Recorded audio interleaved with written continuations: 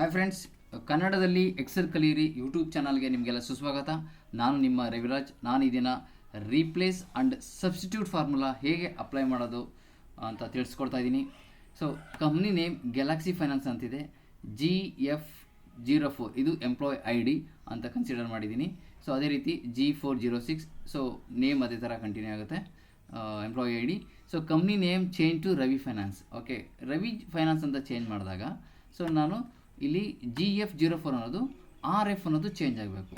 So ಅದನ್ನು replace formula use ಮಾಡ್ಕೊಂಡು ಹೇಗೆ ಅಪ್ಲೈ ಮಾಡೋದು ಅಂತಂದರೆ, ರೀಪ್ಲೇಸ್ ಸೆಲೆಕ್ಟ್ ಸೆಲ್. ಇಲ್ಲಿ ಓಲ್ಡ್ ಟೆಕ್ಸ್ಟ್ ಅಂತ ಕೇಳ್ತಾ ಇದೆ, ಸೆಲ್ ಸೆಲೆಕ್ಟ್ ಮಾಡಿ.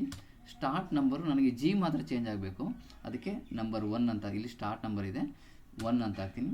ನಂಬರ್ ಆಫ್ ಕ್ಯಾರೆಕ್ಟರ್ ಎಷ್ಟು ಚೇಂಜ್ ಆಗಬೇಕು ಅಂತಂದರೆ ನನಗೆ 1 ಮಾತ್ರ ಚೇಂಜ್ ಆಗಬೇಕು, first number. So new text ಏನಾಗಬೇಕು ಅಂತಂದರೆ R ಅಂತ ಚೇಂಜ್ ಆಗಬೇಕು, G ಅನ್ನೋ ಜಾಗದಲ್ಲಿ R ಬರಬೇಕು. ಸೊ ಡಬಲ್ ಕಾಲನ್ ಸೆಲೆಕ್ಟ್ ಮಾಡಿ ಡಬಲ್ ಕಾಲನ್ ಕ್ಲೋಸ್ ಮಾಡಿದ್ರೆ RF04 ಅದನ್ನು ಕಾಪಿ ಮಾಡಿ ಡ್ರ್ಯಾಗ್ ಮಾಡಿದ್ರೆ ನಿಮಗೆ ಎಲ್ಲ ಕಡೆ ಚೇಂಜ್ ಆಗುತ್ತೆ. ಎಂಪ್ಲಾಯ್ ID ಎಲ್ಲ ಕಡೆ ಚೇಂಜ್ ಆಯಿತು. ಅದೇ ರೀತಿ ಸಬ್ಸ್ಟಿಟ್ಯೂಟ್ ಫಾರ್ಮುಲಾ ಏನಪ್ಪ ಅಂತಂದರೆ, it is not similar to replace formula but look like same. Okay, ಹೇಗೆ ಅಪ್ಲೈ ಮಾಡೋದು ಅಂತಂದರೆ, ಸಬ್ಸ್ಟಿಟ್ಯೂಟ್ ಸೆಲೆಕ್ಟ್.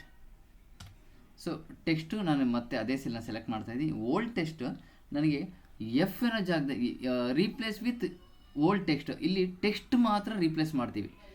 ಸಪೋಸ್ ನಾನು ಎಫ್ನ ರೀಪ್ಲೇಸ್ ಮಾಡಬೇಕು ಅಂತಂತಂದರೆ F ಅಂತ ಸೆಲೆಕ್ಟ್ ಮಾಡ್ತೀನಿ. ಮತ್ತು ನ್ಯೂ ಟೆಕ್ಸ್ಟ್ ಅಂತಂದರೆ R ಅನ್ನೋದು ನಾನು ರೀಪ್ಲೇಸ್ ಮಾಡಬೇಕು. ಸೊ ಬ್ರ್ಯಾಕೆಟ್ ಕ್ಲೋಸ್ ಮಾಡಿ. ಎಲ್ಲಿ F ಇತ್ತು ಅಲ್ಲೆಲ್ಲ R ಚೇಂಜ್ ಆಯಿತು. ಈ ಫಾರ್ಮುಲಾ ಸ್ಪೆಷಾಲಿಟಿ ಏನಂತಂದರೆ, ಎಲ್ಲಿ ಕ್ಯಾರೆಕ್ಟ್ರ್ F ಇದೆ ಅಲ್ಲೆಲ್ಲ R ಚೇಂಜ್ ಆಗುತ್ತೆ. ಸಪೋಸ್ ಇಲ್ಲಿ F ಇತ್ತು ಅಂದ್ಕೊಳ್ಳಿ, ಇಲ್ಲಿ R ಚೇಂಜ್ ಆಯಿತು. ಇದು F ಇತ್ತು ಅಂದ್ಕೊಳ್ಳಿ, ನೋಡಿ R ಚೇಂಜ್ ಆಯಿತು. ಸಪೋಸ್ ಇನ್ನೊಂದು F ಇತ್ತು ಅಂದ್ಕೊಳ್ಳಿ, ನೋಡಿ GR. ಸೊ ಇದು ಸಬ್ಸ್ಟಿಟ್ಯೂಟ್ ಫಾರ್ಮುಲಾದ ಬೆನಿಫಿಟ್ಟು. ಈ ವಿಡಿಯೋ ನಿಮ್ಗೆ ಇಷ್ಟ ಆಗಿದ್ರೆ ದಯವಿಟ್ಟು ಸಬ್ಸ್ಕ್ರೈಬ್ ಮಾಡಿ ಮತ್ತು ಪ್ರೋತ್ಸಾಹಿತ ಅಂತ ಕೇಳ್ತಾ ಧನ್ಯವಾದ.